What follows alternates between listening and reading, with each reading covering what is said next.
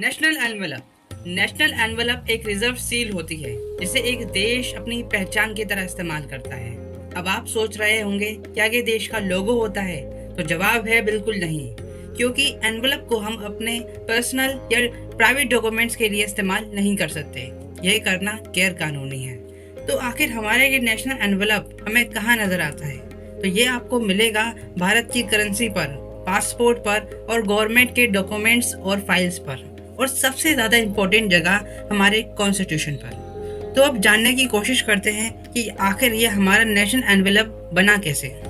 कहा जाता है कलिंग की विजय के बाद सम्राट अशोक को बहुत ज़्यादा अफसोस हुआ, क्योंकि इस जंग में हजारों लोग मारे गए थे। इसके बाद अशोक ने कभी ना हथियार उठाने का फैसला किया और अमन और शांति के रास्ते को अपनाया।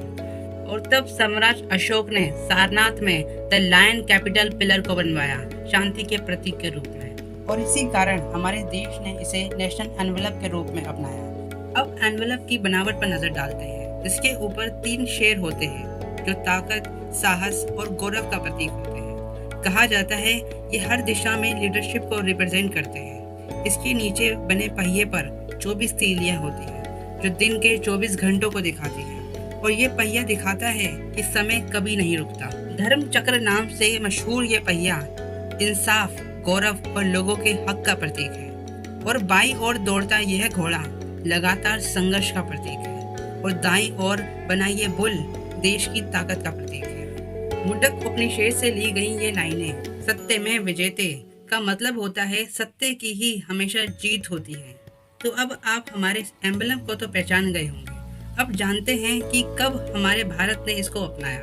26 जनवरी 1950 के ऐतिहासिक दिन पर नेशनल एनवेलप को भारत द्वारा अपनाया गया। और ये एक ऐसा प्रतीक था जिसे सही मायने में हम अपना कह सकते थे। अशोक चक्र को अपनाकर भारत ने अपने उज्जवल भविष्य को भावी इतिहास से जोड़ा है, जो भारत की एक बहुत बड़ी खूबी है।